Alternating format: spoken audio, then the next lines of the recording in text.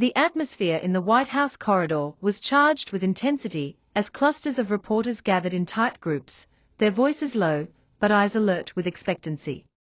This was not an ordinary briefing. Today carried an unusual weight.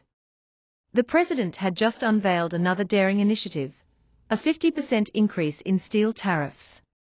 Media outlets buzzed with anticipation at the prospect of catching Karoline Leavitt off balance. A subtle murmur of voices arose as Karoline stepped into the room, her heels clicking decisively against the polished floor, slicing through the background chatter. Camera flashes erupted like a relentless barrage, and every journalist from CNN to the Associated Press leaned forward in their seats, ready to corner her with pressing inquiries. She stood resolutely behind the podium, scanning the room with an air of composed determination. "Good morning," she announced, her voice resonant throughout the space. "I understand you have many questions today, let's begin." The initial question came promptly from Peter Doocy of Fox News. His tone was even yet laced with a pointed sharpness. Karoline maintained her composure, aware that this was only the opening round in a long battle. She understood that while she currently held the upper hand, the next wave of questions might test her resolve further. Adjusting the papers on the podium, she allowed a brief pause to underscore the importance of the moment. The very air seemed to thicken with the weight of the issues being discussed. At this point, the questions transformed from straightforward inquiries into pointed challenges designed to undermine the latest policy moves. Karoline felt every gaze in the room, as if the reporters were collectively waiting for a single misstep, a moment of vulnerability. But Karoline was unyielding. Trained to excel under pressure, she had been molded for these exact circumstances. Peter Doocy, always one to be incisive, wasted no time in launching another query. "Karoline, many Americans are deeply worried that these new steel tariffs will drive up prices on consumer goods and even lead to job losses. How can you justify this move as being in the best interest of our nation?" His question sliced through the heavy silence like a sharp blade, an effort to force her to defend a decision that had yet to prove its merits. Without missing a beat, Karoline replied, "We are exhausted from watching American industries suffer under decades of lopsided trade deals. Countries like China and Canada have been exploiting our market to the detriment of our workers. These tariffs are not merely economic measures, they are a bold statement of national pride. We are standing up for the American worker, who has been taken for granted for far too long." Her voice carried an unwavering authority, and her words left little room for rebuttal. The press room buzzed with a subdued murmur as Karoline's message began to sink in. It was now evident that she wasn't simply fielding questions, she was redefining the conversation. Even as Caitlin Collins of CNN pressed further with a question about whether this strategy might jeopardize trade relations with allies such as Canada, Karoline's response was immediate and forceful. "You're assuming that American consumers are the ones who bear the brunt of these costs. In reality, we are witnessing a fight for fairness. How can you complain about higher prices when, for decades, foreign governments have manipulated trade to our detriment? American workers are paying the price for these inequities, and it is high time we corrected this imbalance." A heavy silence followed, with no reporter daring to interrupt. Karoline's measured tone and steely determination had turned the tables. The media had expected a defensive, perhaps even apologetic, explanation. Instead, they were met with a relentless pushback that redefined the tariffs as not only necessary, but as a symbolic stand, a declaration that America would no longer tolerate exploitation. Then came a final, probing question from an NBC correspondent who sought to salvage an alternative narrative. "Karoline, we've heard much about why these tariffs benefit the American economy, but what if other countries retaliate? What is the backup plan if this policy triggers a broader trade war?" Karoline's eyes narrowed slightly, her expression hardening just enough to capture the room's full attention. Leaning forward, she answered crisply, "The backup plan is straightforward, we fight back. If they retaliate, we retaliate harder. President Trump will not back down. We will not be intimidated by any nation, whether it be Canada, China, or any other country that dares to take advantage of us. We are done with being pushed around. A beat of silence followed as the weight of her words sank in, leaving the room visibly unsettled. It was clear that Karoline had not only maintained control, but had shifted the focus back to President Trump's core message, protecting American jobs and standing up for national pride. With every word, she underscored that these tariffs were not merely policy adjustments, they were a necessary correction to long-standing injustices. Even as reporters fumbled with their next questions, their voices now tentative and uncertain, Karoline's dominance was unmistakable. She wasn't merely defending policies, she was embodying them. There was no trace of apology or hesitation, only an unyielding conviction in the decisions being made. In that moment, the tension in the room was almost palpable. Karoline had sent shockwaves through the press corps, and as reporters shifted uneasily in their seats, it was evident they were not prepared for the force of her words. The battle for the narrative had begun, and while many questions remained unanswered, one thing was certain: Karoline had firmly established her authority. No matter what came next, the media would have to contend with the reality that this was not just another briefing, this was a turning point in the fight for fair trade and the protection of American industry. The battle had only just begun, and Karoline was ready. From CNN, a reporter tried to press further, asking whether the president's approach was simply going to provoke escalating trade wars, and whether such a move would eventually burden American consumers with even higher prices. Karoline, don't these tariffs hurt everyday Americans? How do you justify the cost to our people? The question hung in the air as Karoline met the reporter's gaze, her answer already taking shape. What you fail to grasp, Caitlin, is that this isn't about adding extra costs arbitrarily, it's about leveling a field that has long been skewed against us. If Americans must shoulder a slightly higher price to safeguard jobs, then that is a price worth paying. Our priority is clear: the president is protecting our workers rather than capitulating to outdated, unfair foreign tariffs. Her words struck hard. For too long, American industries have been exploited by trade policies that favor others. Today, we are correcting that imbalance, she continued. The room fell into a stunned silence. It was obvious Karoline was not there to conform to the predictable rules of the media, she had come to seize the initiative.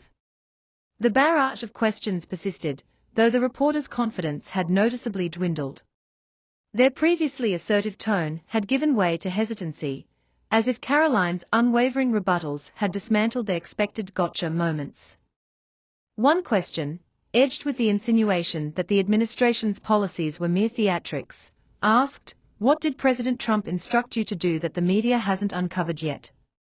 The tension in the room grew palpably tighter, as every eye fixed on Karoline. Replied, "Let me ask you this: who has been losing jobs to exploitative trade practices for decades? Who has witnessed American factories shuttering and workers being laid off while nations like China and Canada manipulate the rules to their advantage?" Her voice was measured, but her words came like a counterattack. These tariffs are not a knee-jerk reaction, they are a stand for the dignity of the American worker. It's time that the world recognizes our rights. A murmur ran through the press as reporters absorbed her forceful declaration.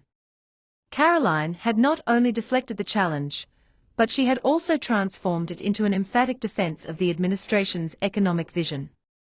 She wasn't merely justifying a decision, she was defending a way of life for American workers, and she made it clear that she was not backing down. The next few moments proved critical, moments that would determine whether the press could reclaim control of the narrative. Instead of retreating, Caitlin Collins from CNN pushed yet again, her tone tinged with persistent skepticism.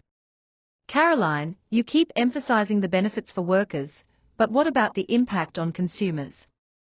Won't these tariffs ultimately result in higher prices for everyday goods?"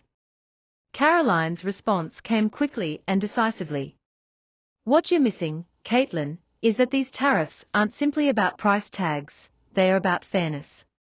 For too long, American consumers have borne the brunt of deals that benefit foreign interests. The president is correcting that imbalance. Yes, there may be some short-term adjustments, but it's a necessary step for long-term fairness. Her voice rang clear as she pressed forward. We are not going to let other nations undermine our industries. We will fight, and in doing so, American consumers will ultimately benefit. The atmosphere grew dense with tension as Karoline's words settled in. Then, in a moment that sent shockwaves through the room, she dropped a fact bomb. Let me remind you, Canada imposes a 150% tariff on American bourbon, 300% on dairy, and 100% on beef. These are the kinds of outrageous practices we have tolerated for too long. We are done with that. Her declaration left the room in silence. The reporters, expecting a defensive flinch or a hesitant apology, found none. Instead, they were confronted with an unyielding truth that left them momentarily speechless.